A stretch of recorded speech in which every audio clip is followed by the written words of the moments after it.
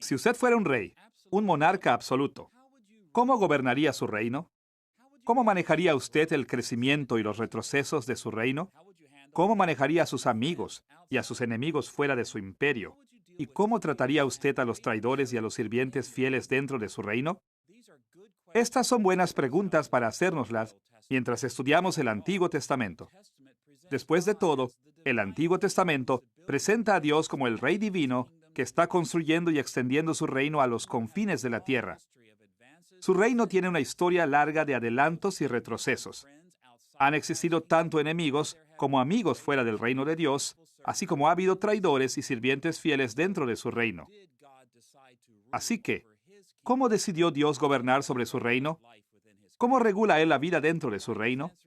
La respuesta de la Biblia es esta: Dios administró su reino a través de pactos. Esta es la tercera lección en nuestra serie, Reino, Pactos y Canon del Antiguo Testamento. En este estudio del Antiguo Testamento, veremos que el Antiguo Testamento es un libro sobre el reino de Dios. Un reino que Dios administró a través de pactos, que a su vez se explicaron y se aplicaron al pueblo de Dios en los libros o el canon del Antiguo Testamento. Hemos titulado esta lección, Pactos Divinos, porque nosotros estaremos explorando cómo Dios gobernó su reino a través de una serie de pactos que Él estableció en la historia del Antiguo Testamento. Conforme nos afiancemos de los contornos de estos pactos, nosotros veremos más claramente cómo los pactos divinos guiaron la vida del pueblo de Dios en el Antiguo Testamento.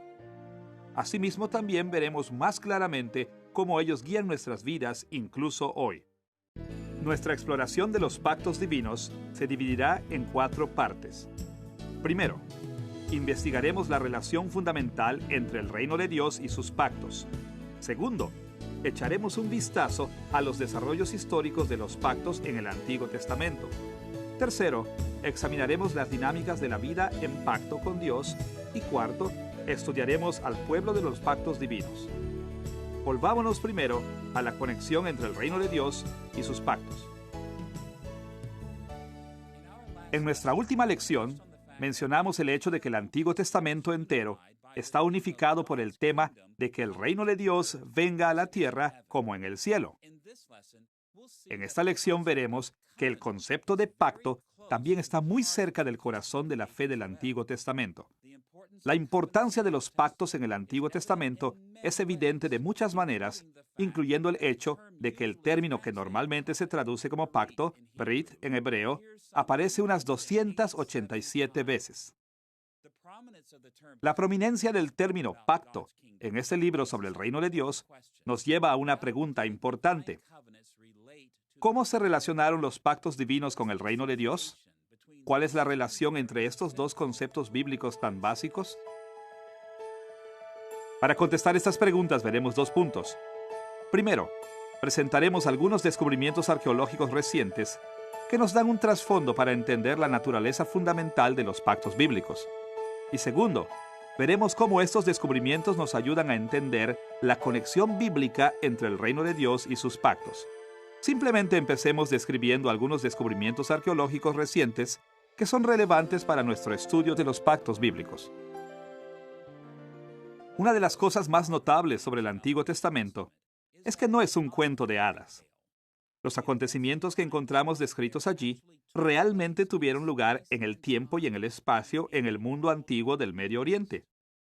Y una de las cosas más emocionantes sobre estudiar el Antiguo Testamento de nuestros días es el hecho de que nosotros tenemos el privilegio de saber mucho más sobre ese mundo antiguo de la Biblia a través de la reciente arqueología que lo que los cristianos sabían en el pasado.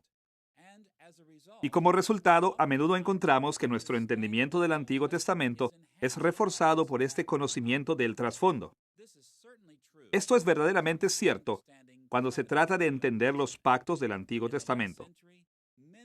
En el último siglo, se hicieron muchos descubrimientos sobre las culturas que rodeaban al antiguo Israel que nos han ayudado mucho a entender los pactos bíblicos.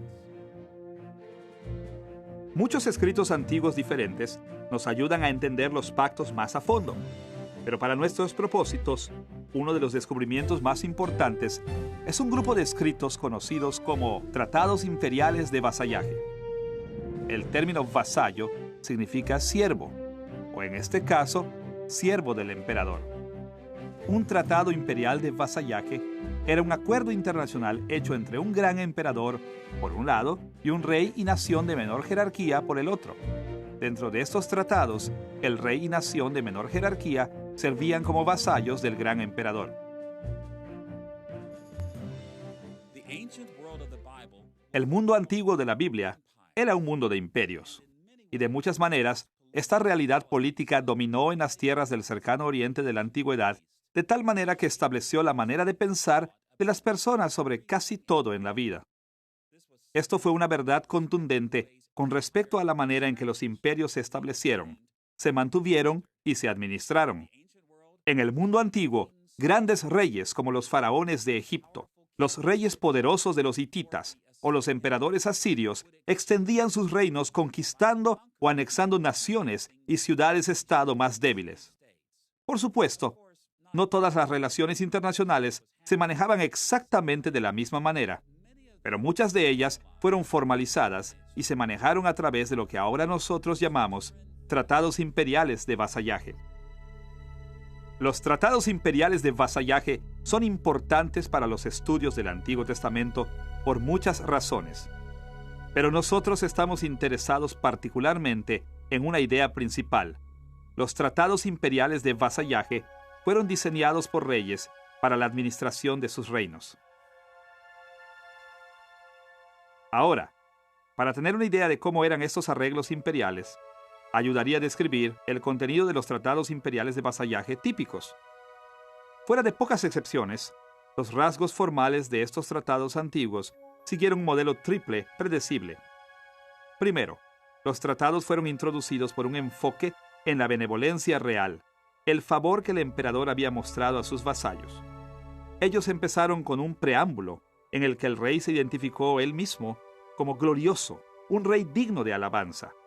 Y en ciertas fases en la historia, el preámbulo fue seguido por un prólogo histórico en el que el rey describió muchas cosas buenas que él había hecho para las personas. La segunda gran porción de los tratados imperiales de vasallaje se enfocó en el requisito de lealtad vasalla. Expusieron los tipos de obediencia requeridos de los vasallos del emperador. Se desplegaron listas de reglas y normas para explicar cómo se esperaba que los vasallos vivieran bajo el dominio del imperio. La tercera gran porción de los tratados imperiales de vasallaje llamó la atención a las consecuencias de lealtad y deslealtad de los vasallos. Se les prometieron grandes bendiciones o premios a los siervos fieles, pero a los siervos infieles se les amenazó con maldiciones o diversos castigos de parte de sus emperadores. Ahora, también aparecen otros elementos en estos tratados. Por ejemplo, se constituyó la provisión para mantener seguro el documento del tratado y se pedía la ayuda de testigos divinos para vigilar que ambas partes de los tratados los cumplieran. Pero el corazón de la relación emperador-vasallo puede ponerse de esta manera. Los grandes reyes expresaron su benevolencia hacia reyes y naciones vasallas de menor jerarquía. Los emperadores requerían servicio fiel de sus vasallos debido al favor que ellos habían mostrado, y ellos observaron muchas consecuencias positivas y negativas de la lealtad y deslealtad de sus vasallos. Como veremos, estos tres rasgos centrales de los tratados imperiales de vasallaje nos ayudarán a entender la naturaleza de los pactos del Antiguo Testamento más claramente y cómo se relacionan con el reino de Dios. Teniendo en mente el concepto básico de los tratados imperiales de vasallaje, estamos en posición de ver qué ayuda nos ofrecen al examinar las conexiones entre los pactos y el reino. Ahora, debemos decir desde el principio que en un sentido amplio, el término pacto o brit describe muchos tipos diferentes de relaciones. Apunta hacia relaciones entre amigos, esposos, líderes políticos, tribus y naciones. Todas estas relaciones se han llamado pactos porque formalmente unen a las personas con derechos y obligaciones mutuas, pero estas relaciones eran tan diversas que sus pactos diferían de innumerables maneras. Y más aún, las Escrituras comparan a veces estas diversas relaciones de pacto con la relación que hay entre Dios y su pueblo. Por ejemplo, nuestra relación con Dios se describe como un matrimonio, como una atadura familiar y como una amistad. Por lo tanto, Podemos aprender mucho sobre nosotros y Dios de estos diferentes tipos de pactos. Pero nuestra preocupación en esta lección no está en este amplio rango de analogías, sino con un tipo específico de pactos en el Antiguo Testamento llamado pactos divinos. Estos son pactos que el mismo Dios hizo con personas. Dios hizo 6 pactos colectivos principales en el Antiguo Testamento. Él hizo pactos con Adán, Noé, Abraham, Moisés, David y Cristo. En esta lección, nosotros estamos interesados principalmente en entender el carácter de estos pactos y cómo ellos se relacionan con el reino de Dios. Ahora, estudiaremos los 6 pactos divinos en esta lección, pero en este punto veremos brevemente uno de estos pactos, el pacto con Moisés, para ilustrar cómo los tratados imperiales de vasallaje nos han ayudado a entender el carácter de los pactos del Antiguo Testamento. El pacto con Moisés encaja particularmente bien para nuestros propósitos porque Dios reveló mucho más sobre este pacto que sobre cualquiera de los otros que Él hizo en el Antiguo Testamento. Cuando vemos el pacto que Dios hizo con Moisés, rápidamente notamos que se estructuró de una manera muy similar a los tratados imperiales de vasallaje del cercano oriente de la antigüedad. El pacto de Moisés consistió en los mismos 3 elementos principales que hemos visto en los tratados imperiales de vasallaje. Este parecido nos ayudará a entender que en un sentido fundamental, los pactos de Dios eran de la manera que Él, como el gran rey de Israel, escogió para administrar su reino. Será útil para nosotros ver un pasaje en particular, en este punto, que muestra este parecido. En Éxodo capítulo 19, versículos 4 al 6, Dios comenzó su pacto a través de Moisés con Israel de esta manera. Vosotros visteis lo que hice con los egipcios, y cómo os tomé sobre alas de águila, y os he traído a mí. Ahora pues, si dais oído a mi voz, y guardáis mi pacto, vosotros seréis mi especial tesoro sobre todos los pueblos, porque mía es toda la tierra. Vosotros me seréis un reino de sacerdotes y gente santa. Estos versículos abren la escena donde Dios entró en pacto con Israel cuando la nación se reunió al pie del monte Sinaí en su éxodo hacia la tierra prometida. Y estos reflejan estrechamente los 3 elementos centrales de los tratados imperiales de vasallaje.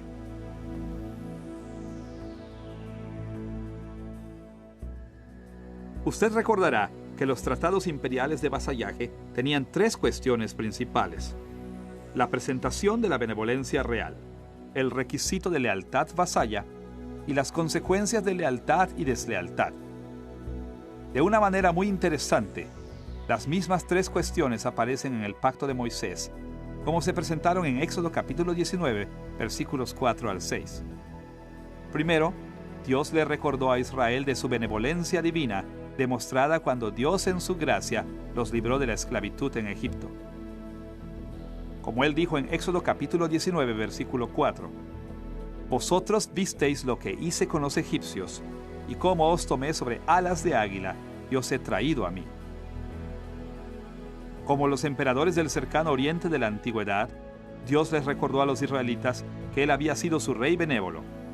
Él había hecho cosas grandes al librar a Israel de Egipto, y estaba en el contexto de su benevolencia hacia su pueblo el hecho de que se ofreció a entrar en un pacto con ellos. Segundo, Dios pidió lealtad humana hacia Él. Observe de nuevo en Éxodo capítulo 19, versículo 5. Ahora pues, si dais oído a mi voz y guardáis mi pacto, vosotros seréis mi especial tesoro sobre todos los pueblos, porque mía es toda la tierra. Como los emperadores del cercano oriente de la antigüedad, Dios pidió lealtad de sus vasallos humanos. Aunque el pacto de Moisés estaba basado en la misericordia de Dios y no en las buenas obras humanas, aún así, Dios les pidió a sus siervos que fueran fieles. Y la ley de Moisés reveló muchas de las maneras en que ellos debían mostrar su lealtad. Se esperaba que las personas obedecieran las normas del pacto. Tercero, el pacto de Moisés también trajo consigo consecuencias de la lealtad y deslealtad del pueblo de Dios. Este elemento se expresa claramente en Éxodo capítulo 19, versículos 5 y 6. Ahora pues, si dais oído a mi voz y guardáis mi pacto, vosotros seréis mi especial tesoro sobre todos los pueblos, porque mía es toda la tierra. Vosotros me seréis un reino de sacerdotes y gente santa.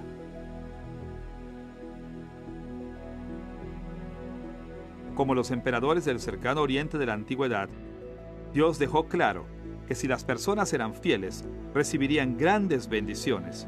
Serían una posesión valorada, un reino de sacerdotes. Y por consecuente, si eran infieles, no recibirían esta gran bendición, mas por el contrario, se maldecirían. Así que, vemos que el modelo triple de tratados imperiales de vasallaje aparece en el pacto de Dios con Moisés. De la misma manera que los emperadores afirmaban ser benévolos con sus vasallos, cuando Dios entró en pacto con Israel, primero estableció la benevolencia divina que se había mostrado a Israel. El pacto estableció las expectativas de lealtad humana hacia Dios. Y el pacto especificó las consecuencias de bendiciones y maldiciones que las personas podrían esperar si eran fieles o desleales a Dios.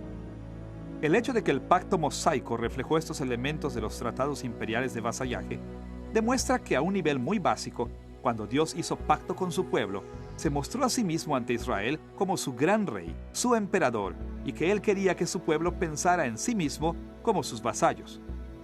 Los pactos divinos del Antiguo Testamento eran esencialmente acuerdos reales. El reino y los pactos van de la mano porque los pactos eran los medios por los que Dios gobernaba sobre su reino. Fueron parte fundamental de la administración del reino de Dios y llevan al reino de Dios hacia su destino de extenderse a los confines de la tierra. Ahora que hemos visto que los pactos divinos tenían la función fundamental de regular la vida en el reino de Dios, pasemos a nuestro segundo tema, el desarrollo histórico de los pactos en el Antiguo Testamento.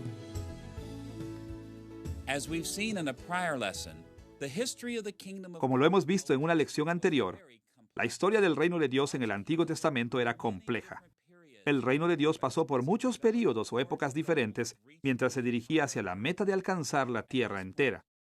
A estas alturas, veremos que durante cada período o etapa en el reino, Dios hizo pactos que se dirigían particularmente a los problemas que las personas enfrentaban en cada etapa del reino. Hay muchas maneras en las que podríamos manejar la historia de los pactos divinos en el Antiguo Testamento. Analizaremos esta historia en tres etapas principales. Primero, los pactos universales. Segundo, los pactos nacionales. Y tercero, el nuevo pacto. Como ya lo hemos mencionado, hay 6 pactos divinos principales que abarcan toda la historia del Antiguo Testamento. Los pactos de Dios con Adán, Noé, Abraham, Moisés, David y Cristo. Dividiremos estos 6 pactos en 3 grupos alineados con la forma en que hemos descrito las fases históricas del reino de Dios en la lección previa. Hablaremos de los pactos universales con Adán y Noé. Hablaremos de los pactos nacionales con Abraham, Moisés y David durante el tiempo en que Dios escogió a la nación de Israel en el Antiguo Testamento como su pueblo especial. Y hablaremos del nuevo pacto en Cristo durante la fase del Nuevo Testamento del reino. Así que, mientras analizamos los pactos divinos, veremos en cada uno de estos 3 grupos de pactos cómo evolucionaron en la historia del Antiguo Testamento. Veamos primero los pactos universales que Dios estableció durante la historia primigenia. Hablamos de los pactos con Adán y Noé como universales, porque se hicieron entre Dios y toda la humanidad. Durante el período primigenio, cuando estos pactos fueron hechos, Dios no había identificado a Israel todavía como su pueblo especial, por lo que Adán y Noé representaban a todas las personas de cada tribu y nación. Como resultado, lo que a ellos les pasaba impactaba las vidas de cada ser humano que viniera después de ellos. Estos pactos universales suplieron toda necesidad en la administración del reino durante el período primigenio. Aquí fue cuando Dios estableció los acuerdos más básicos que gobernaron su relación con toda la raza humana para siempre. Investigaremos estos pactos universales en orden cronológico. Empezaremos por el pacto con Adán y después veremos el pacto con Noé. Consideremos primero el pacto de Dios con Adán. Como todos sabemos, Adán fue el primer ser humano que Dios creó. Así que cuando hablamos del pacto con Adán, nos estamos refiriendo al período más antiguo de la historia humana que nos podamos imaginar. Y no nos sorprende cuando encontramos que las enseñanzas de la Biblia sobre el pacto de Adán se enfocan en algunas de las dimensiones más básicas o fundamentales de la vida humana. El pacto con Adán aparece en los relatos de la creación encontrados en los primeros 3 capítulos de Génesis. Debemos mencionar que algunos cristianos no están de acuerdo en que Dios hizo un pacto formal con Adán. La mayoría de estos creyentes basan sus puntos de vista en el hecho de que el término pacto realmente no aparece en los primeros 3 capítulos de Génesis, y algunos también argumentan que no pueden encontrarse los contornos básicos de los pactos divinos en estos capítulos.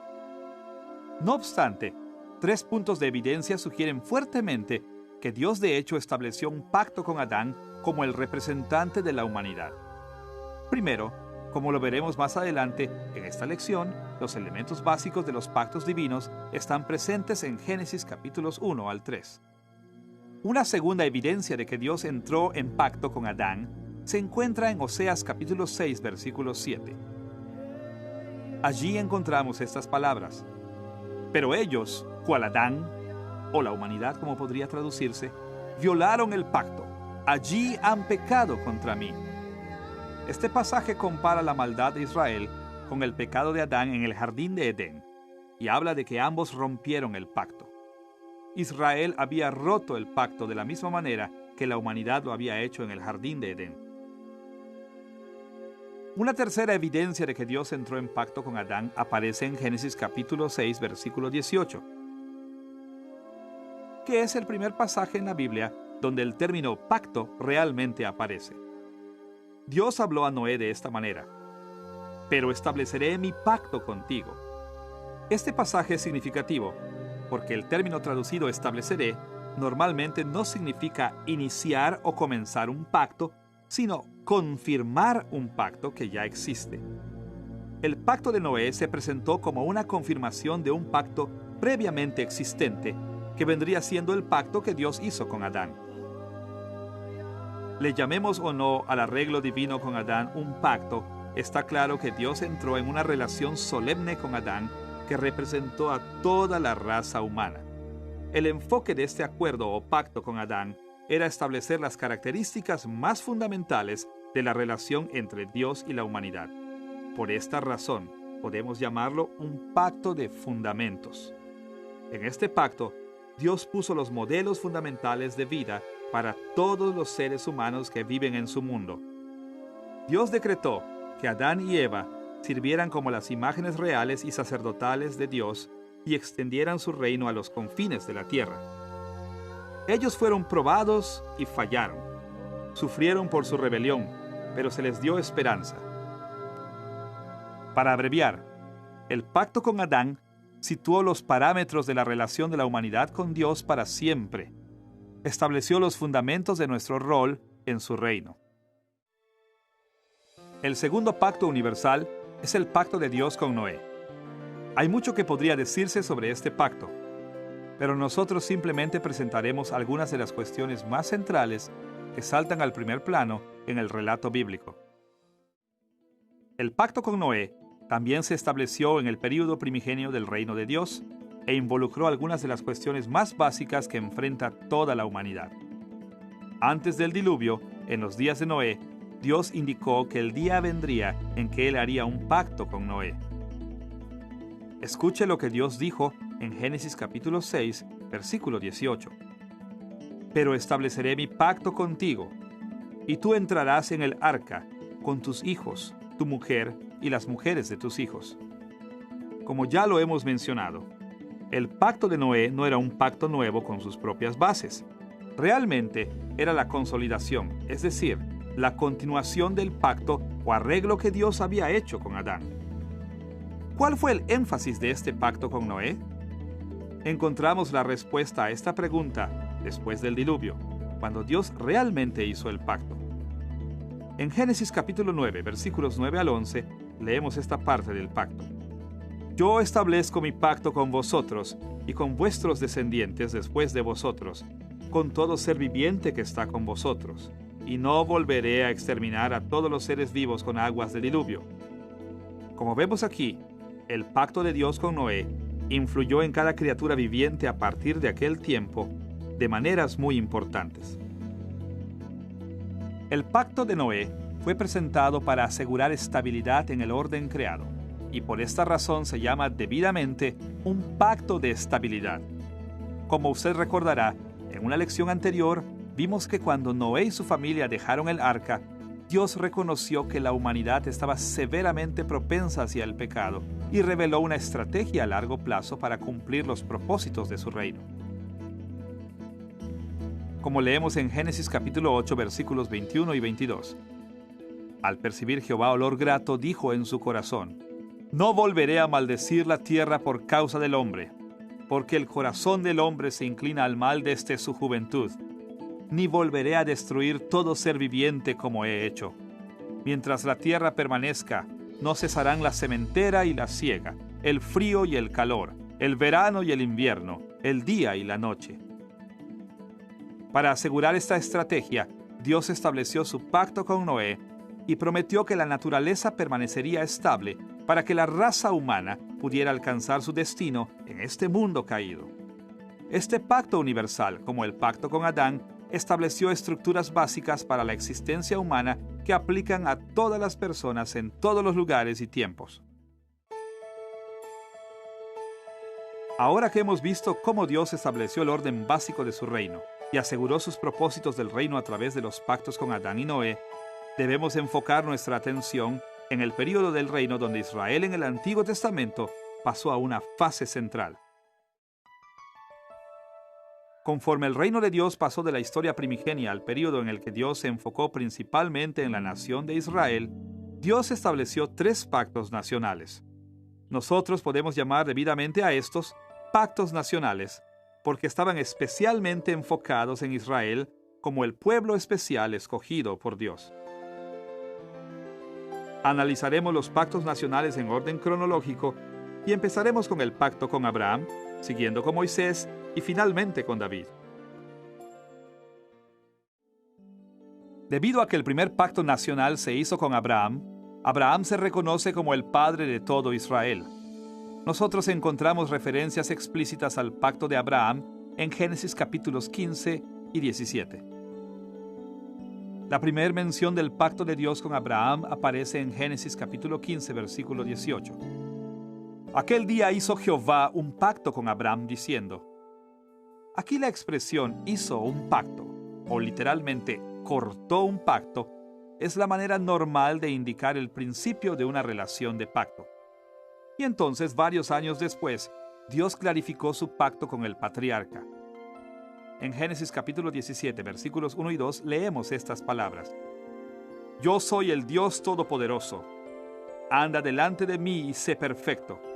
Yo haré un pacto contigo y te multiplicaré en gran manera.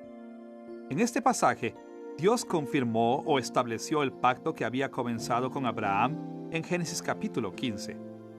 Esta es la misma terminología que vimos en Génesis capítulo 6, versículo 18, cuando Dios confirmó con Noé el pacto que había hecho previamente con Adán. El pacto con Abraham fue importante porque apartó al pueblo de Israel de entre muchas naciones de la tierra, para ser los instrumentos especiales de Dios para traer su reino celestial a toda la tierra. El primer paso en este proceso fue crear una visión para la nación, prometiéndole a Abraham una gran multitud como descendencia, así como una patria para construir el reino. Y por esta razón puede caracterizarse como un pacto de promesa. Como leemos en Génesis capítulo 15, versículo 18. Aquel día hizo Jehová un pacto con Abraham diciendo, a tu descendencia daré esta tierra. Y en Génesis capítulo 17, versículo 2, yo haré un pacto contigo y te multiplicaré en gran manera. Estas promesas del pacto crearon una visión permanente para todas las esperanzas de Israel como el pueblo del reino de Dios. Después de que la tribu de Israel había emigrado a Egipto y había sufrido allí esclavitud, Dios los trajo a una segunda fase del pacto nacional, el pacto con Moisés. El pacto con Moisés estaba estrechamente unido al pacto con Abraham y en muchos aspectos iba más allá del pacto abrahámico. Moisés no se veía a sí mismo comenzando algo totalmente nuevo. Al contrario, frecuentemente Moisés recurrió al pacto con Abraham como la base de su propio trabajo del reino. Escuche la manera en que Moisés intercedió ante Dios en nombre de la nación en Éxodo capítulo 32, versículo 13. Acuérdate de Abraham, de Isaac y de Israel tus siervos, a los cuales has jurado por ti mismo y les has dicho: yo multiplicaré vuestra descendencia como las estrellas del cielo, y le daré a vuestra descendencia toda esta tierra de que os he hablado, y ellos la poseerán como heredad para siempre. El pacto nacional con Moisés no era un pacto nuevo que reemplazó el pacto con Abraham. Más bien, se construyó a la par y en armonía con el pacto nacional que Dios había hecho previamente con Israel por medio de Abraham. Encontramos el primer registro de Dios entrando en pacto con Israel a través de Moisés, en Éxodo capítulo 19 hasta el capítulo 24. Mientras Dios iba incorporando las 12 tribus al pie del monte Sinaí, también estaba formándolos en una nación, un pueblo políticamente unificado. Aunque hubo reglas y leyes para el pueblo de Dios antes del tiempo de Moisés, como en cada nueva nación, una de las cosas principales que Israel necesitaba en este momento era un sistema de ley, un cuerpo de leyes para gobernar la vida en la nación. Por lo que Dios le dio a Israel los 10 mandamientos y el libro del pacto para guiar a la nación. Por esta razón, el pacto con Moisés puede llamarse un pacto de ley. De hecho, el pacto de Moisés enfatizó la ley de tal manera que cuando el pueblo de Israel estuvo de acuerdo en entrar al pacto, su compromiso entró directamente como un compromiso con la ley de Dios. Éxodo capítulo 19, versículos 7 y 8 nos dice: Entonces regresó Moisés, llamó a los ancianos del pueblo y expuso en su presencia todas estas palabras que Jehová le había mandado.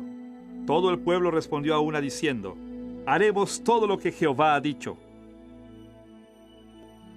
Así vemos que el segundo pacto con la nación de Israel fue el pacto con Moisés, un pacto que enfatizó la ley de Dios.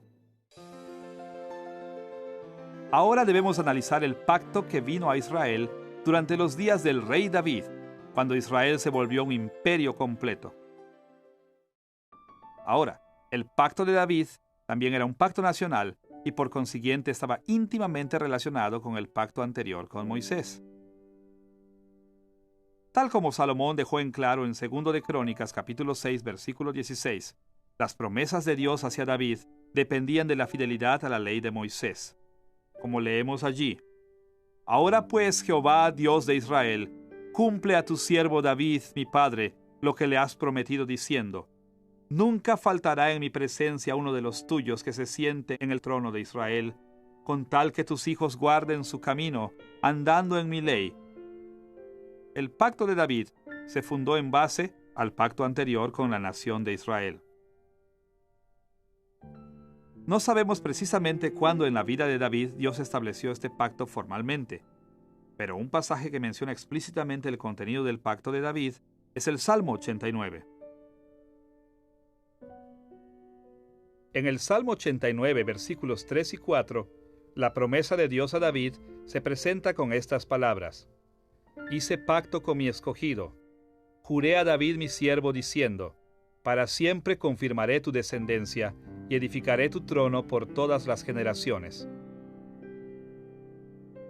Este pasaje indica que el pacto de David se enfocó en el reinado en Israel, o para ser más específicos, le prometió a David que su linaje siempre sería la dinastía del reino de Israel.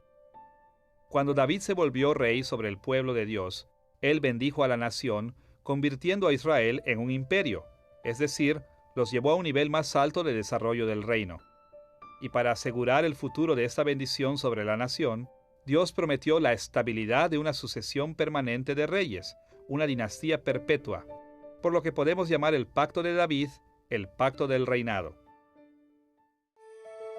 Ahora que tenemos un conocimiento básico de los pactos universales y nacionales, debemos analizar el pacto que gobierna la fase final del reino de Dios, el nuevo pacto.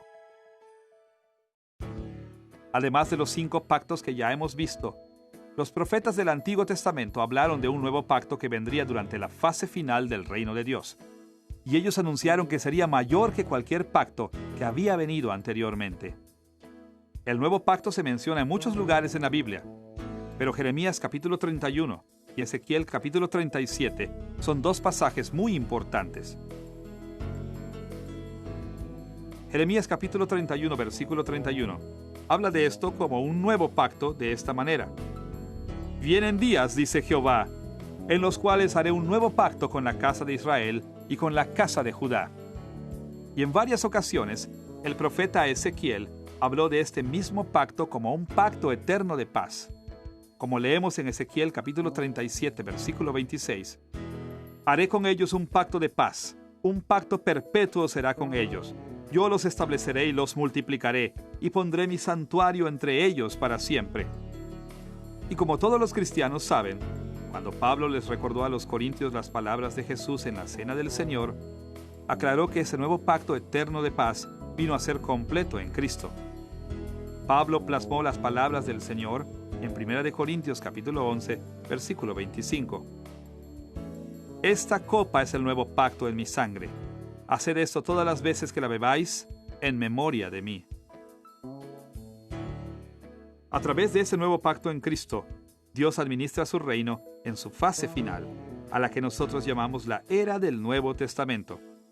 El nuevo pacto fue diseñado para gobernar al pueblo de Dios durante el tiempo en el que Dios completaría las metas del reino que Él había establecido durante el período primigenio y había llevado más allá a través de la nación de Israel. Y por esta razón, la mejor manera de llamarlo es un pacto de cumplimiento. Este pacto de cumplimiento fue hecho para gobernar al pueblo de Dios cuando Él dio fin a su destierro y extendió su reino a los confines de la tierra. El nuevo pacto es el compromiso de Dios de transformar a su pueblo en una raza perdonada y redimida, que se le ha concedido todo el poder para servirle sin mancha. Escuche la manera en que Jeremías describió esta transformación en Jeremías capítulo 31, versículos 31 al 34. Vienen días, dice Jehová, en los cuales haré un nuevo pacto con la casa de Israel y con la casa de Judá. Pondré mi ley en su mente y la escribiré en su corazón. Yo seré su Dios y ellos serán mi pueblo. Y no enseñará más ninguno a su prójimo, ni ninguno a su hermano, diciendo, conoce a Jehová, porque todos me conocerán, desde el más pequeño de ellos hasta el más grande, dice Jehová. Porque perdonaré la maldad de ellos y no me acordaré más de su pecado. Ahora, como lo vimos en la lección pasada, la llegada de esta fase final del reino de Dios viene en tres fases. Fue inaugurada a través del ministerio terrenal de Cristo y el trabajo de sus apóstoles. Continúa en nuestro tiempo y alcanzará su plenitud solo cuando Cristo vuelva a la consumación de todas las cosas. Para recordar esas tres fases del reino en el Nuevo Testamento, es esencial entender cómo Dios estableció el nuevo pacto. En una variedad de formas, los efectos del nuevo pacto también vienen en estas fases. Las transformaciones del nuevo pacto empezaron a tomar efecto en la primera venida de Cristo y continúan a lo largo de la historia entera de la iglesia cristiana. Pero la realidad final del nuevo pacto tomará lugar solo cuando Cristo vuelva. Cuando ese día llegue, el nuevo pacto será el cumplimiento completo de la historia entera de los pactos de Dios. Los propósitos de Dios llegarán a su realización tras la forma en la que llevó a cabo los pactos con Adán, Noé, Abraham, Moisés y David. Habiendo visto que los pactos son los medios por los que Dios administra su reino a lo largo de la historia, nosotros debemos pasar a nuestro tercer tema, la dinámica de los pactos. ¿Cómo gobernó cada pacto las interacciones entre Dios y su pueblo? Ahora, antes de que podamos contestar estas preguntas, necesitamos resaltar un punto importante. Algunos pasajes tratan más directamente con las ocasiones en que Dios entró o confirmó formalmente sus pactos, y estos pasajes atraen la atención del énfasis particular de cada pacto. Pero hay mucho más que puede aprenderse sobre la dinámica de la vida del pacto que va más allá de este énfasis. El pacto de Adán enfatizó ciertos modelos fundamentales establecidos al comienzo del mundo. El pacto de Noé dio énfasis a la estabilidad de la naturaleza. El pacto de Abraham acentuó la promesa de Dios. El pacto de Moisés dio énfasis a la ley de Dios. El pacto de David resaltó la dinastía davídica como la familia real especialmente escogida por Dios. Y el nuevo pacto enfatizó el cumplimiento. Pero estos énfasis no son descripciones comprensivas de la vida del pacto. Ellos mencionan exclusivamente ciertos momentos culminantes. Para ver un cuadro más completo de la dinámica de vivir en pacto, debemos reconocer que la vida en pacto con Dios involucró mucho más que estos énfasis. La relación del pacto de Adán con Dios no solamente concernió a cuestiones fundamentales. Durante el período de Noé, la interacción entre la humanidad y Dios involucró mucho más que la estabilidad de la naturaleza. La relación con Dios durante el período de Abraham trajo consigo mucho más que la promesa. Dios manejó la época de Moisés con más en mente que su ley. Dios se relacionó con su pueblo durante la época de David, tomando en cuenta algo más que la dinastía de David. Y la vida con Dios en el nuevo pacto es más compleja que como lo indica el énfasis en su cumplimiento. Conforme analicemos la vida del pacto, veremos que todos los pactos divinos siguen el mismo acuerdo básico, la estructura triple que ya hemos visto en los tratados imperiales de vasallaje del cercano oriente de la antigüedad. La dinámica de vivir en pacto con Dios siempre involucró la benevolencia de Dios, el requisito de lealtad humana y consecuencias de la lealtad y deslealtad humana. Para explicar la dinámica de pactos del Antiguo Testamento, veremos cómo estos tres elementos aparecen en cada pacto del Antiguo Testamento. Primero, veremos los pactos primigenios universales. Segundo, veremos estas dinámicas en los pactos nacionales que Dios hizo con Israel en el Antiguo Testamento. Y tercero, veremos cómo estas dinámicas están presentes en el nuevo pacto en Cristo. Veamos primero los pactos universales primigenios. Durante la historia primigenia, Dios estableció un pacto de fundamentos con Adán y un pacto de estabilidad natural con Noé. Pero la vida bajo estos pactos también involucró un amplio rango de cuestiones que pueden resumirse como benevolencia divina, lealtad humana y consecuencias de la lealtad y deslealtad humana. Analizaremos brevemente cómo esto es cierto para cada uno de los pactos primigenios. Primero el pacto con Adán y después el pacto con Noé. En primer lugar, Dios mostró mucha benevolencia hacia el primer hombre y mujer, aún antes de que ellos pecaran. Él preparó al mundo para la humanidad y lo llevó del caos a un orden precioso. Formó un paraíso espléndido y puso a Adán y Eva dentro de él, dándoles todo tipo de privilegios. Estos actos de bondad prepararon el camino para el primer arreglo del pacto de Dios con la raza humana. En segundo lugar, el pacto con Adán requirió también de la lealtad humana. Dios probó su lealtad con el árbol del conocimiento del bien y del mal, además de exigir a Adán y a Eva servirlo como sus imágenes. Como Él ordenó en Génesis capítulo 2, versículos 16 y 17. Y mandó Jehová a Dios al hombre diciendo: de todo árbol del huerto podrás comer, pero del árbol del conocimiento del bien y del mal no comerás. Indiscutiblemente, se requirió de lealtad humana en la vida del pacto durante el período del pacto de Adán. Y en tercer lugar, había consecuencias por la lealtad y deslealtad de Adán y Eva. Claramente Dios dijo a Adán y Eva que ellos sufrirían las consecuencias de la maldición si eran desleales y comían del fruto prohibido. Como Dios les dijo en Génesis capítulo 2, versículo 17: porque el día que de él comas, ciertamente morirás. Y por consecuencia, si Adán y Eva hubieran pasado la prueba, habrían sido enormemente bendecidos por servir a Dios y extender su reino. Así que, la relación del pacto de Adán con Dios también tuvo consecuencias por la lealtad y deslealtad. Ahora, lo que fue una realidad para Adán y Eva, también fue una realidad para sus descendientes. La vida con Dios continuó involucrando benevolencia divina, lealtad humana y consecuencias. Además del pacto con Adán, Dios también se relacionó con Noé y sus descendientes en términos de las tres dinámicas del pacto. Primero, la benevolencia de Dios preparó el camino para el pacto de Noé. Cuando Dios decidió destruir la raza humana en su juicio perfecto, también decidió salvar a Noé y su familia.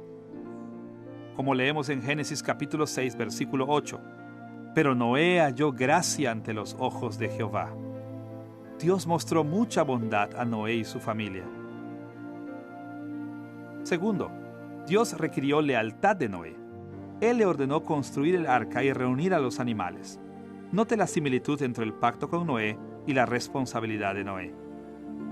En Génesis capítulo 6, versículos 18 y 19, allí leemos: pero estableceré mi pacto contigo, y tú entrarás en el arca, y de todo lo que vive, de todo ser, 2 de cada especie meterás en el arca, para que tengan vida contigo, macho y hembra serán. Noé era responsable de entrar en el arca con su familia y traer con él a los animales para salvar su especie. Aún después del diluvio, Dios reiteró la responsabilidad de Noé para cumplir con el papel de la humanidad como la imagen de Dios. En Génesis capítulo 9, versículo 7, Él dijo, entre otras cosas: mas vosotros fructificad y multiplicaos, procread abundantemente en la tierra y multiplicaos en ella. El énfasis del pacto de Noé en la promesa de estabilidad en la naturaleza no eliminó la necesidad de Noé y aquellos a quienes él representó de ser fieles a Dios.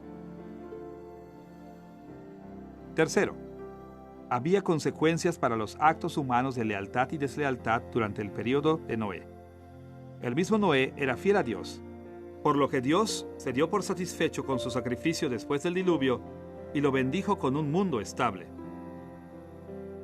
Como leemos en Génesis capítulo 8, versículos 20 y 21. Luego edificó Noé un altar a Jehová, y tomando de todo animal limpio y de toda ave limpia, ofreció holocausto en el altar. Al percibir Jehová olor grato, dijo en su corazón: no volveré a maldecir la tierra por causa del hombre, porque el corazón del hombre se inclina al mal desde su juventud, ni volveré a destruir todo ser viviente, como he hecho. Pero Dios también dejó en claro que la rebelión contra él tendría severas consecuencias de maldición. Por ejemplo, en Génesis capítulo 9, versículo 6, Dios habló de la maldición que vendrá a los asesinos. El que derrame la sangre de un hombre, por otro hombre su sangre será derramada. Las 3 dinámicas de la vida del pacto también continuaron a través de los descendientes de Noé. Ahora, lo que fue cierto para los pactos universales primigenios, también era cierto para los pactos nacionales que Dios hizo con Israel. El énfasis en la promesa del pacto abrahámico, el pacto mosaico que resalta la ley y el pacto davídico que acentúa la dinastía permanente de la casa de David, todos siguieron el modelo de los tratados imperiales de vasallaje. La dinámica de benevolencia divina, la lealtad humana y las consecuencias estaban presentes en cada una de estas fases de los pactos divinos. Una vez más, analizaremos cada uno de estos pactos en el orden en el que aparecen. Primero Abraham, segundo Moisés y tercero David. El pacto de Abraham enfatizó las promesas de descendencia y tierra para el pueblo de Israel. Pero las 3 dinámicas del pacto estaban vigentes en este momento. Primero, Dios le mostró mucha benevolencia a Abraham. Por ejemplo, en su primer llamado a Abraham, en el cual precedió al pacto por muchos años, Dios demostró gran bondad a Abraham. Considere Génesis capítulo 12, versículo 2, donde Dios dijo: haré de ti una nación grande, te bendeciré, engrandeceré tu nombre y serás bendición. A lo largo de la vida de Abraham, Dios le mostró misericordia al patriarca, perdonándolo del pecado, contándolo por justo, protegiéndolo de las tribulaciones. Segundo, Dios también requirió lealtad del patriarca. Por ejemplo, incluso en el primer llamado de Dios, a Abraham se le demandó obedecer. Como leemos en Génesis capítulo 12, versículo 1, Dios le ordenó: vete de tu tierra, de tu parentela y de la casa de tu padre, a la tierra que te mostraré. Dios le exigió a Abraham dejar su patria y a su familia e ir a una tierra que él nunca había visto. Y escuche cómo Dios le recordó a Abraham del requisito de lealtad cuando confirmó su pacto en Génesis capítulo 17, versículos 1 y 2. Yo soy el Dios Todopoderoso. Anda delante de mí y sé perfecto. Yo haré un pacto contigo y te multiplicaré en gran manera. Aunque muchos cristianos no lo ven, la relación del pacto de Abraham con Dios no era solamente de promesa. Como en todos los pactos en el Antiguo Testamento, Dios requirió obediencia fiel de Abraham.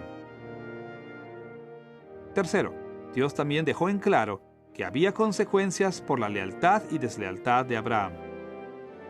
Escuche una vez más la demanda de Dios de que Abraham fuera fiel en Génesis capítulo 17, versículos 1 y 2. Y preste especial atención a la consecuencia de bendición en el versículo 2, si Abraham cumplía. Yo soy el Dios Todopoderoso. Anda delante de mí y sé perfecto.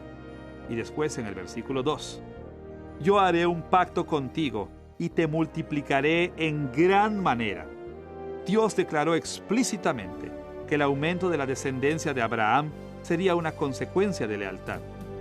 Y respectivamente, Dios también dijo que la deslealtad produciría maldiciones severas. Escuche lo que le dijo a Abraham en Génesis capítulo 17, versículos 10 al 14. Este es mi pacto que guardaréis entre mí y vosotros, y tu descendencia después de ti. Todo varón de entre vosotros será circuncidado. El incircunciso, aquel a quien no se le haya cortado la carne del prepucio, será eliminado de su pueblo por haber violado mi pacto. Dios demandó la circuncisión como una señal de compromiso de lealtad del pacto, para que cualquiera que no fuere circuncidado entre los hombres de Israel sufriera la maldición de ser separado de su pueblo, excluido de las bendiciones de la vida del pacto. Estas tres dinámicas del pacto que aparecen en una relación directa con Abraham continúan regulando la vida del pueblo de Dios desde Abraham hasta el próximo pacto con Moisés. Ahora, el segundo pacto con la nación de Israel fue el pacto con Moisés. Como hemos visto, este pacto enfatizó la ley de Dios porque fue establecido cuando Dios estaba formando las tribus de Israel en una nación unificada. Pero sería un error terrible pensar que otras dinámicas del pacto estaban ausentes en la vida bajo el pacto de Moisés. Para ilustrar la presencia de todas las dinámicas del pacto de Moisés, veamos brevemente la parte central de este pacto, los 10 mandamientos. La benevolencia divina es evidente en los 10 mandamientos, en el prólogo que precede a las leyes de Dios. Usted recordará que los 10 mandamientos empiezan de esta manera en Éxodo capítulo 20, versículo 2. Yo soy Jehová tu Dios, que te saqué de la tierra de Egipto, de casa de servidumbre. El pacto de Moisés no era un pacto de obras, era un pacto de misericordia y gracia. Aún así, los 10 mandamientos dejan muy en claro que Dios requirió lealtad de su pueblo. Como dice el primer mandamiento en Éxodo capítulo 20, versículo 3, no tendrás dioses ajenos delante de mí. La gracia divina no estaba en contra de la lealtad humana, más bien la apoyó y la llevó al requisito de fidelidad. Más allá de esto, los 10 mandamientos hablan de las consecuencias de lealtad y deslealtad en Éxodo capítulo 20, versículos 4 al 6. No te harás imagen, no te inclinarás a ellas ni las honrarás, porque yo soy Jehová tu Dios, fuerte, celoso, que visito la maldad de los padres sobre los hijos hasta la tercera y cuarta generación de los que me aborrecen, y hago misericordia a millares a los que me aman y guardan mis mandamientos. Estas dinámicas que aparecen en los 10 mandamientos se extienden a todos los aspectos de la vida, desde los días de Moisés hasta el siguiente pacto con David. El último pacto con Israel en el Antiguo Testamento, el pacto con David, enfatizó que Dios estaba estableciendo el linaje de David como la dinastía permanente para gobernar sobre Israel. Aun cuando vemos el cuadro completo, también es claro que el regalo de un reino gobernante sobre Israel entró en el contexto de benevolencia divina, lealtad humana y consecuencias. Escuche los comentarios del Salmo 89, versículos 3 y 4, sobre el pacto de Dios con David. Hice pacto con mi escogido. Juré a David mi siervo diciendo, Para siempre confirmaré tu descendencia y edificaré tu trono por todas las generaciones. Estos versículos reflejan la benevolencia que mostró Dios a David. Él escogió a David y lo estableció a él y a sus descendientes como la dinastía permanente sobre Israel. Pero Dios también requirió lealtad y advirtió sobre consecuencias por la deslealtad. Escuche los versículos 30 al 32 más adelante en este mismo salmo. Si dejaran sus hijos mi ley y no anduvieran en mis juicios, entonces castigaré con vara su rebelión y con azote sus maldades. Si los hijos de David abandonaran las leyes de Dios, ellos serían castigados severamente. Por otro lado, grandes bendiciones vendrían a los hijos de David que fueran fieles a Dios. Cuando leemos la historia de Israel desde el día de David hasta el final del Antiguo Testamento, es evidente que estas dinámicas continuaron caracterizando la vida del pacto. Así que, las tres dinámicas del pacto aparecen en cada uno de los pactos corporativos divinos de Israel en el Antiguo Testamento.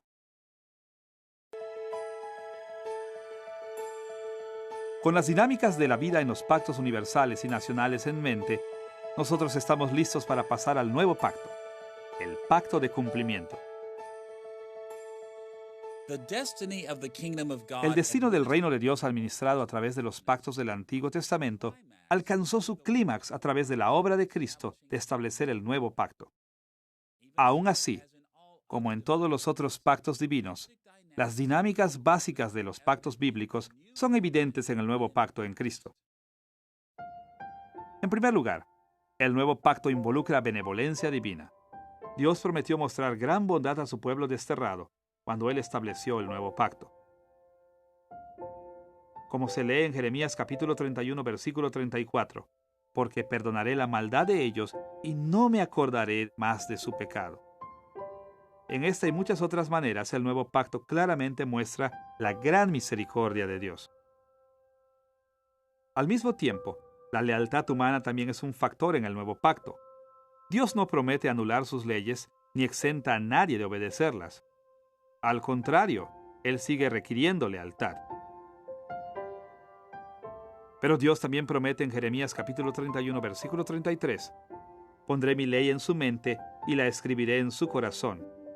Es decir, Dios dará a su pueblo un amor por su ley para que ellos deseen obedecerlo seriamente. Y finalmente, las consecuencias de lealtad también son evidentes. Como Jeremías capítulo 31, versículo 33 continúa, «Yo seré su Dios, y ellos serán mi pueblo». Esta fórmula ofreció seguridad de que Dios le traería grandes bendiciones a su pueblo, porque ellos cumplirían con las obligaciones de este pacto.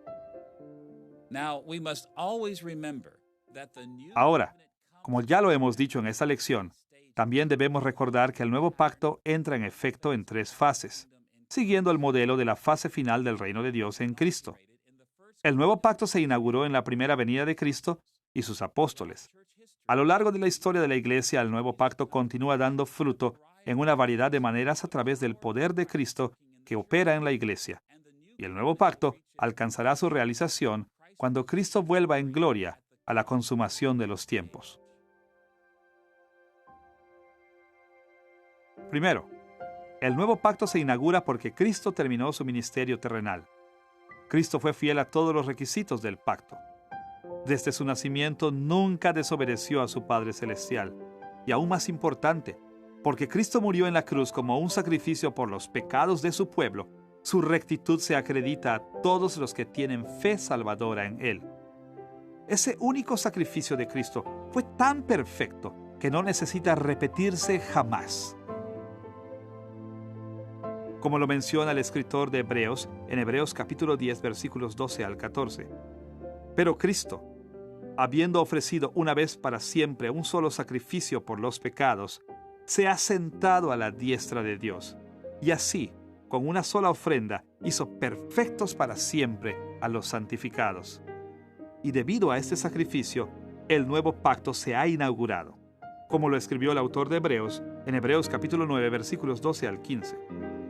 Por su propia sangre entró una vez, Cristo, para siempre en el lugar santísimo, habiendo obtenido eterna redención. Por eso, Cristo es mediador de un nuevo pacto. Dios intervino en la historia para establecer el nuevo pacto enviando a su Hijo para guardar cada detalle de la ley de Dios y ofrecerse como un sacrificio perfecto y completo por el pecado. Su sacrificio trae perdón eterno a todos los que tienen fe salvadora en Él. Ahora, a pesar de la importancia de la obra redentora de Cristo en su primera venida, la gran salvación del nuevo pacto también depende del trabajo de continuidad de Cristo como el mediador del nuevo pacto. Día a día, Cristo intercede en nombre de su pueblo ante el trono de su Padre en el cielo. De nuevo, el escritor de Hebreos apuntó hacia esa realidad.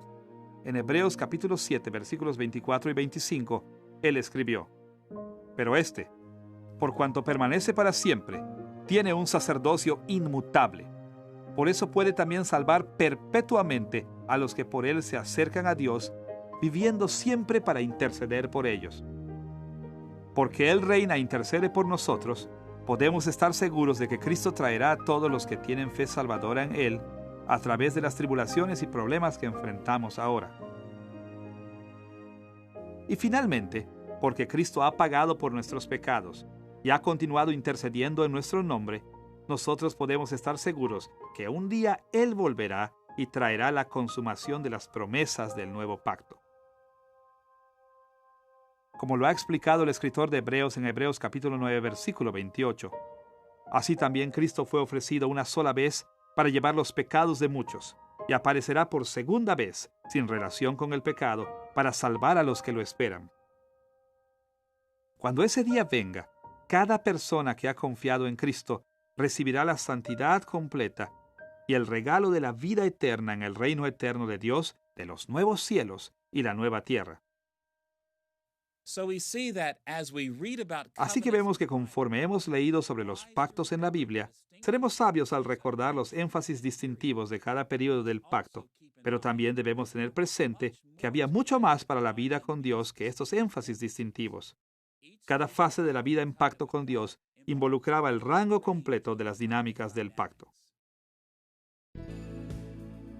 Ahora que hemos visto cómo la vida en pacto con Dios siempre trae consigo la dinámica triple de benevolencia divina, lealtad humana y consecuencias, debemos pasar a nuestro tema final, el pueblo del pacto. ¿Quiénes eran las personas de los pactos de Dios?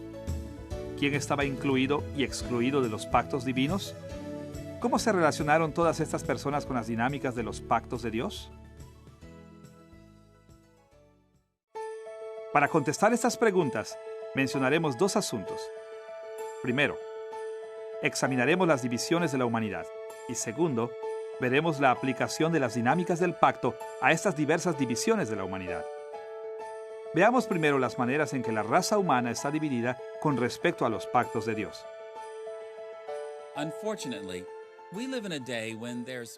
Desgraciadamente, vivimos en un tiempo en el que hay mucha confusión sobre las personas de los pactos.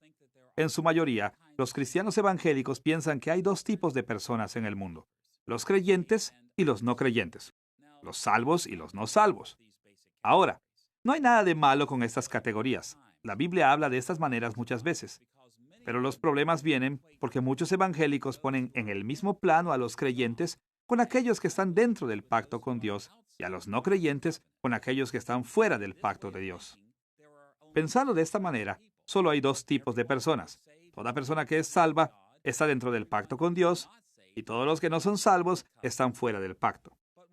Pero cuando observamos más detenidamente a las personas de los pactos divinos, muy pronto nos damos cuenta de que esta división doble no describe adecuadamente a la raza humana. Para sacar a la luz una manera más adecuada de pensar sobre las divisiones de la humanidad, veremos dos cuestiones. Primero, la división de las personas dentro de los pactos divinos, y segundo, la división entre los incluidos y los excluidos de los pactos divinos. En primer lugar, es elemental ver que dentro de cada pacto en la Biblia aparece una división importante de las personas. Cada pacto en el Antiguo Testamento incluía creyentes y no creyentes. Esto no es difícil de ver en los pactos con Adán y Noé. Estos son llamados pactos universales precisamente porque todas las personas, sean creyentes o no creyentes, están ligadas a Dios por estos pactos. Los principios fundamentales establecidos en el pacto con Adán aplican a aquellos que tienen fe salvadora y a los que no la tienen. La promesa de estabilidad en la naturaleza en el pacto con Noé aplica a ambos, a los creyentes y a los no creyentes. Así que durante la historia primigenia había dos tipos de personas en el mundo: los verdaderos creyentes que estaban dentro del pacto con Dios y los no creyentes que también estaban dentro del pacto con Dios. Ahora, existe una situación similar con los pactos nacionales con Abraham, Moisés y David. Cada uno de estos pactos también incluyó a creyentes y no creyentes. Como claramente lo establece el Antiguo Testamento, a lo largo de los siglos, la mayoría de los israelitas demostraron ser no creyentes, aunque ellos estaban en pacto con Dios. Y en toda la nación, como pueblo del pacto de Dios, solo algunos creyeron de verdad y fueron eternamente salvos de sus pecados. Así que los pactos nacionales de Israel incluyeron a creyentes y no creyentes. De esta manera, las personas que estaban dentro de los pactos nacionales en Israel se parecían bastante a las personas de los pactos universales con Adán y Noé. Ahora, cuando consideramos a las personas del pacto con respecto al nuevo pacto, surge otro dilema. La promesa del nuevo pacto era que, en algún momento, todos los que estuvieran dentro serían verdaderos creyentes. Escuche la manera en que Jeremías enfatizó este hecho en Jeremías capítulo 31, versículo 34. Y no enseñará más ninguno a su prójimo, ni ninguno a su hermano, diciendo: conoce a Jehová, porque todos me conocerán, desde el más pequeño de ellos hasta el más grande, dice Jehová, porque perdonaré la maldad de ellos y no me acordaré más de su pecado. La esperanza del nuevo pacto era que el pueblo de Dios fuera completamente redimido del pecado, todos y cada uno, conociendo al Señor sin excepción. Pero mientras este es el destino del nuevo pacto, nosotros debemos recordar una vez más que el reino de Dios en el nuevo pacto se cumple en tres fases. Se inauguró en la primera venida de Cristo, continúa hoy en la iglesia y alcanzará su consumación cuando Cristo vuelva en gloria. En otras palabras, las esperanzas del nuevo pacto no llegaron de repente o en su totalidad en la primera venida de Cristo a la tierra. Como resultado, hasta que Cristo regrese para traer la salvación completa, las personas del nuevo pacto incluyeron a creyentes y no creyentes. Por un lado, las personas del nuevo pacto incluyen a los hombres y mujeres que han ejercido la fe salvadora en Cristo. Ya sean judíos o gentiles, ellos son verdaderos creyentes comprados por la sangre de Cristo y eternamente justificados a través de la fe. Por otro lado, las personas del nuevo pacto también incluyen a los judíos y gentiles que no son verdaderos creyentes, pero que también han experimentado una porción de bendiciones del nuevo pacto, aunque ellos no tienen la fe salvadora. Escuche la manera en que el apóstol Juan habló de los no creyentes en la iglesia en 1 de Juan capítulo 2 versículo 19. Salieron de nosotros, pero no eran de nosotros, porque si hubieran sido de nosotros, habrían permanecido con nosotros, pero salieron para que se manifestara que no todos son de nosotros. Aquí el apóstol escribió sobre las personas que dejan la fe cristiana. En un sentido, él dice que ellos sí eran parte de nosotros, es decir, ellos formaban parte de la iglesia cristiana. Pero en otro sentido, él dice que al dejar la fe, dejaron claro que ellos no eran realmente de nosotros. Es decir, ellos no eran verdaderos creyentes. ¿Y cómo supo él esto? Cuando dijo: si hubieran sido de nosotros, habrían permanecido con nosotros. Es decir, ellos habrían permanecido fieles hasta el final. Todos sabemos que en la innumerable lista de iglesias existen personas que son salvas de sus pecados y personas que no lo son. Nadie afirma que todos los que están dentro del nuevo pacto son verdaderamente salvos. Aunque no siempre podemos distinguir entre ellos, el Nuevo Testamento enseña claramente que hasta que Cristo regrese, la iglesia, la nueva comunidad del pacto, está formada por los dos, verdaderos creyentes y los no creyentes. En segundo lugar, también debemos recordar una división importante en los seres humanos entre aquellos que están incluidos y los que están excluidos de ciertos pactos. Ahora, entendemos que todas las personas están incluidas en los pactos universales con Adán y Noé. Nadie está excluido de las bases y la estabilidad natural establecidas en estos pactos. Pero la situación cambió para la humanidad una vez que Dios escogió a Israel como su pueblo especial. Habiendo escogido a la nación de Israel como el pueblo del pacto de Dios, surgió una complicación. Hasta ahora hemos visto que los pactos con Abraham, Moisés y David incluyeron a creyentes y no creyentes. Pero estos pactos se hicieron con un grupo selecto de personas, con los israelitas y algunos gentiles que fueron adoptados en Israel. En general, esto significó que las naciones de los gentiles estaban excluidas de estos pactos. Para ser más claros, todas las personas, incluyendo a los gentiles, son personas de los pactos universales, pero los gentiles no pertenecían a los pactos nacionales especiales hechos con Israel. Escuche la manera en que Pablo describió a los gentiles en Efesios antes de que ellos se volvieran creyentes. En Efesios capítulo 2, versículo 12, él escribió: En aquel tiempo estabais sin Cristo, alejados de la ciudadanía de Israel y ajenos a los pactos de la promesa, sin esperanza y sin Dios en el mundo. Las personas que estaban fuera de los pactos nacionales con Israel estaban sin Dios y sin esperanza.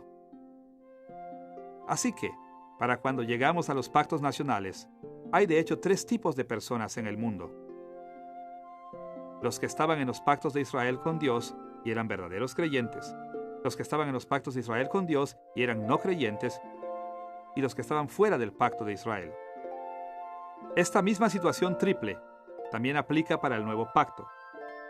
También hemos visto que hasta que Cristo regrese en gloria, el nuevo pacto tiene tanto creyentes como no creyentes dentro de él. Pero además de esos 2 tipos de personas en el nuevo pacto, debemos agregar una tercera categoría: los hombres y mujeres que rechazan el Evangelio, aquellos que no se reconocen como cristianos, los que no son parte de la iglesia. Ellos están excluidos del nuevo pacto. Durante el período del Israel nacional en el Antiguo Testamento, aquellos que estaban fuera del pacto eran principalmente gentiles. Ahora que Cristo ha venido, aquellos fuera del nuevo pacto incluyen tanto a judíos como a gentiles y no tienen parte ni con Cristo ni en su iglesia. Así que, vemos que las Escrituras dividen a la raza humana de varias maneras con respecto a los pactos divinos. Los pactos universales incluyen a todas las personas, creyentes y no creyentes. Los pactos nacionales excluyeron a la inmensa mayoría de gentiles, pero también incluyeron a ambos en Israel, creyentes y no creyentes. Y hasta que Cristo regrese y purifique su iglesia, el nuevo pacto excluye a los judíos y gentiles que no tienen parte en la fe cristiana, pero también incluye a creyentes y no creyentes.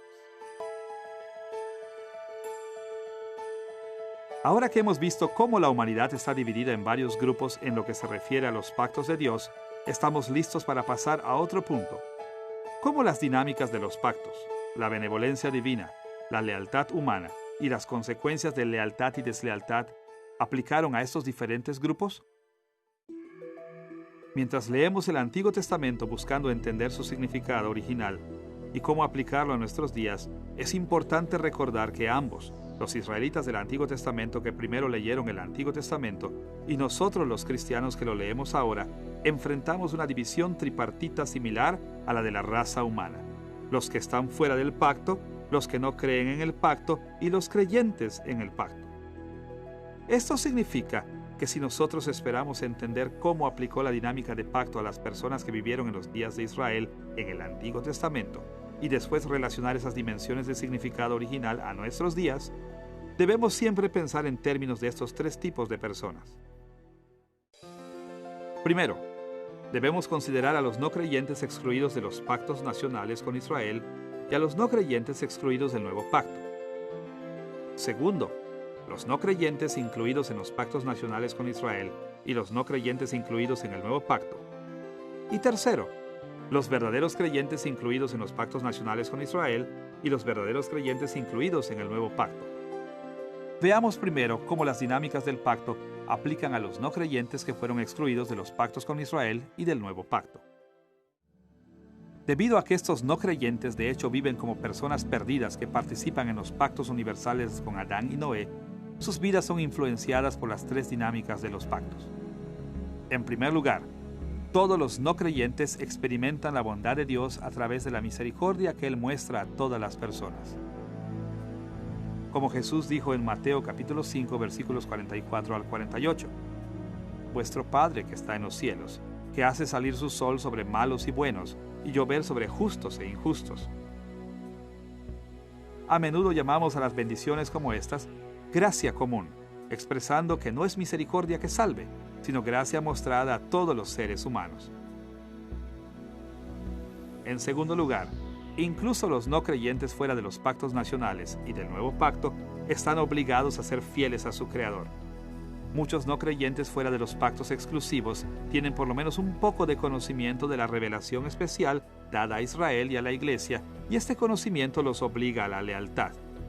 Incluso aún aquellos que no tienen ningún conocimiento específico del Antiguo Testamento o de la fe del Nuevo Testamento tienen una comprensión básica de sus obligaciones para servir a Dios, que viene como una revelación general o natural.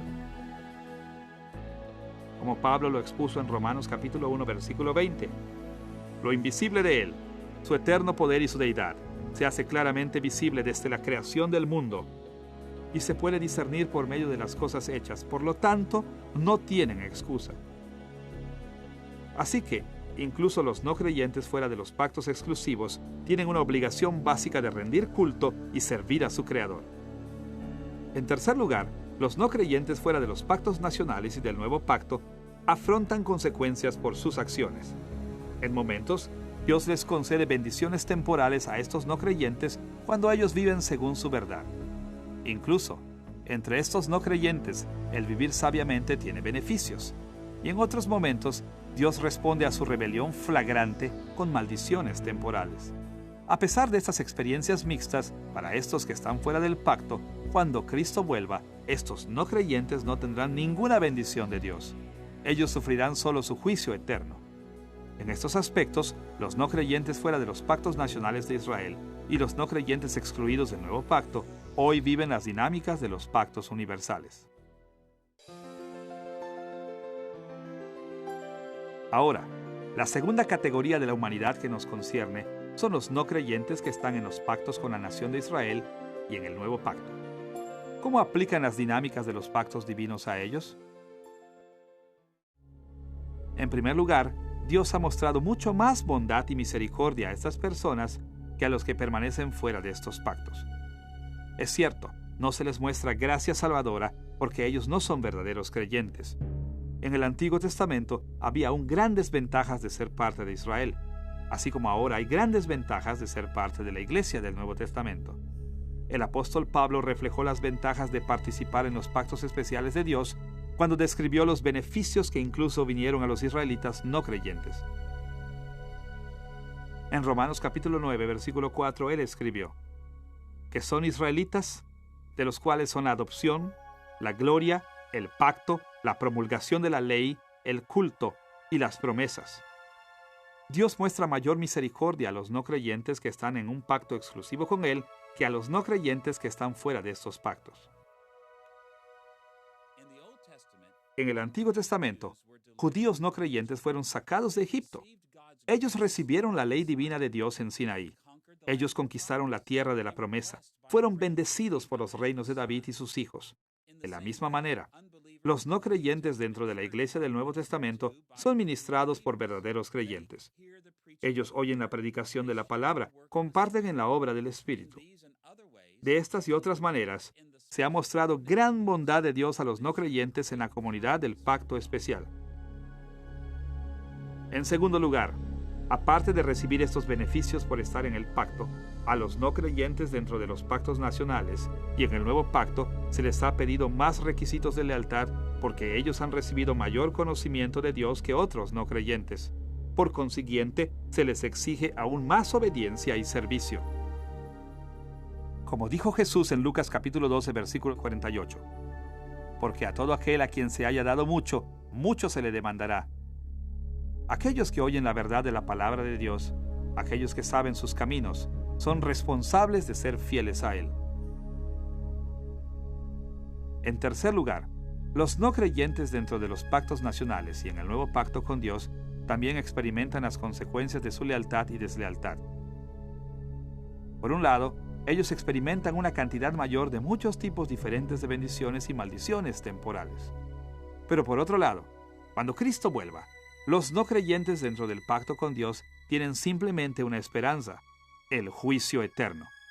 Porque no han confiado en las promesas de Dios en Cristo, ellos permanecen perdidos en el pecado y están destinados al castigo eterno.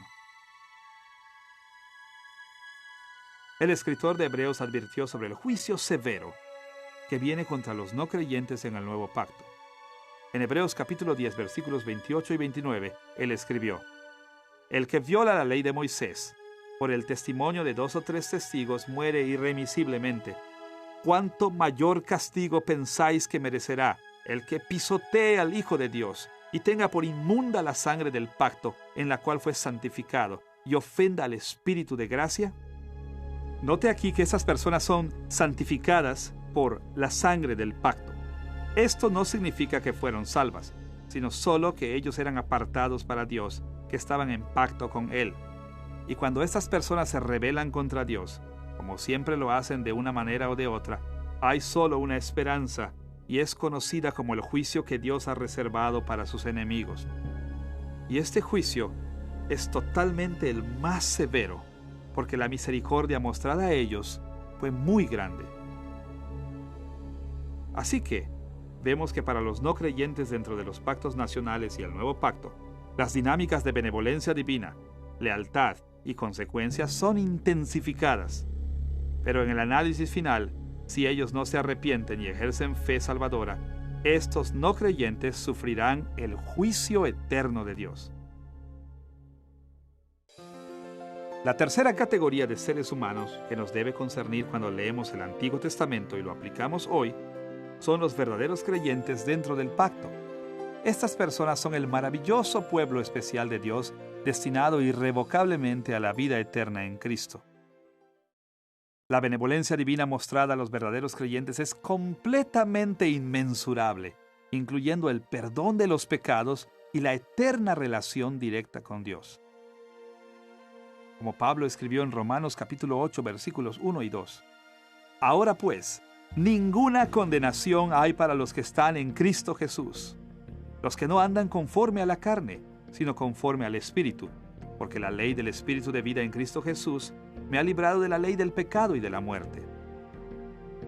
Al mismo tiempo, mientras nosotros somos libres de la condenación de la ley de Dios, hemos sido llamados a la obediencia fiel en gratitud por lo que Dios ha hecho por nosotros en Cristo. Esto es por lo que en Romanos capítulo 8, versículo 7, Pablo continuó para contrastar a los creyentes con los no creyentes y dice: Por cuanto los designios de la carne son enemistad contra Dios, porque no se sujetan a la ley de Dios, ni tampoco pueden. En contraste, la mente que ama a Dios se somete a su ley. Y en Romanos capítulo 8, versículos 12 y 13, Pablo agregó: Así que, hermanos, por el Espíritu hacéis morir las obras de la carne, viviréis. En otras palabras, los creyentes tenemos una obligación de vivir diferente a los no creyentes.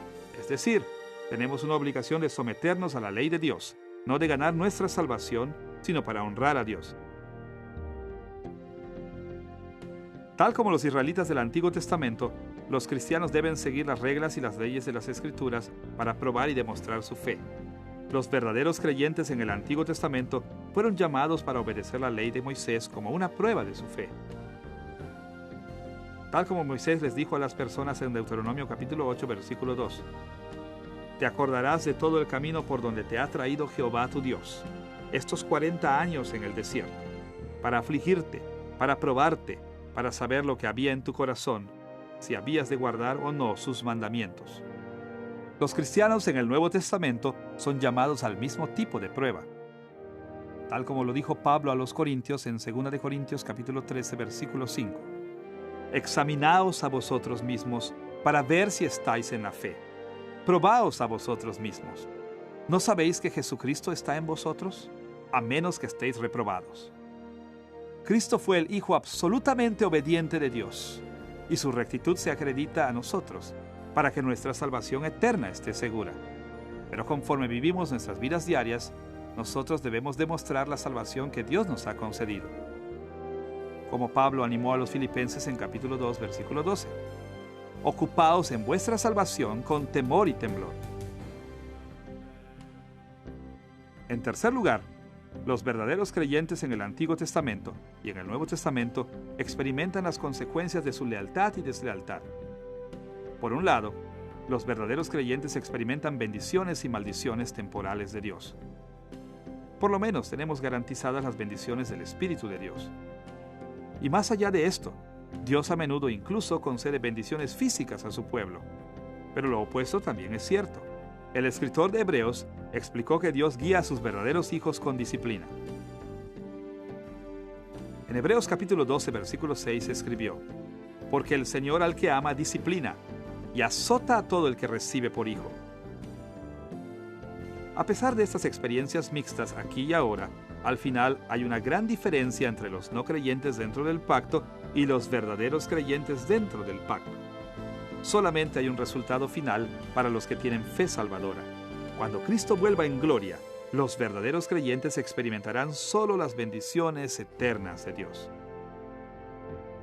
Como leemos en Apocalipsis capítulo 21, versículo 7, «El vencedor heredará todas las cosas, y yo seré su Dios, y él será mi hijo». Conforme continuemos estudiando el Antiguo Testamento en esta serie, es esencial que siempre recordemos estas tres divisiones de la humanidad y cómo se aplican las dinámicas de los pactos. Cuando recordemos las distinciones entre los no creyentes fuera de los pactos nacionales y del nuevo pacto, los no creyentes dentro de estos pactos y los verdaderos creyentes dentro de estos pactos, estaremos equipados para entender qué implicaciones tenían en el Antiguo Testamento para los israelitas del Antiguo Testamento que lo leyeron primero, y estaremos mejor equipados para ver cómo esto aplica a nosotros hoy. Cada pasaje en el Antiguo Testamento advertía y animaba a sus lectores originales que consideraran su estado con respecto a los pactos de Dios, y nosotros debemos hacer lo mismo hoy. En cada ocasión, el Antiguo Testamento llamaba a los no creyentes que estaban fuera de los pactos de Israel a someterse a Dios y entrar en sus pactos o sufrir el juicio eterno de Dios. El Antiguo Testamento hace un llamado hoy a los que están fuera del nuevo pacto para hacer lo mismo. El Antiguo Testamento llamó primero a los no creyentes en los pactos nacionales de Israel y ahora llama a los no creyentes dentro del nuevo pacto a ejercer la fe salvadora en las promesas de Dios en Cristo o a enfrentar el juicio eterno severo por violar su relación del pacto con Dios. Y el Antiguo Testamento una vez llamó a los verdaderos creyentes de Israel en el Antiguo Testamento y ahora llama a los verdaderos creyentes dentro del nuevo pacto a recordar la misericordia que Dios les ha mostrado, a demostrar su fe viviendo fielmente ante Dios y a continuar con la esperanza en la vida eterna en los nuevos cielos y la nueva tierra que Dios traerá a la consumación de su reino. Conforme recordemos cómo se aplican las dinámicas de los pactos a cada tipo de persona que vive hoy, podremos ver cómo debemos aplicar el Antiguo Testamento a nuestras propias vidas y a las vidas de los que nos rodean. Conforme leemos el Antiguo Testamento hoy, debemos preguntarnos qué dice en cada pasaje para los no creyentes fuera del pacto. Debemos preguntarnos qué dice en cada pasaje a los no creyentes dentro del nuevo pacto para ir caminando hacia la fe salvadora en Cristo. Y debemos preguntarnos qué dice en cada pasaje a los verdaderos creyentes en el nuevo pacto acerca de incrementar la fe y el agradecimiento a la fidelidad al nuevo pacto en Cristo. En esta lección hemos presentado la enseñanza bíblica acerca de los pactos divinos. Hemos visto que Dios administra su reino a través de los acuerdos de los pactos. Hemos visto cómo cada pacto en el Antiguo Testamento enfatizó cosas particulares que el reino requirió en las fases diferentes de su historia. Hemos explorado las dinámicas básicas de una relación de pacto con Dios y hemos visto cómo estas dinámicas aplican a los diferentes tipos de personas en el pasado y hoy. Conforme avancemos en este estudio del Antiguo Testamento, regresaremos al tema de los pactos divinos una y otra vez. Los pactos formaron las estructuras de la vida de fe para Israel en el Antiguo Testamento y también forman las estructuras de la vida de fe aún hoy.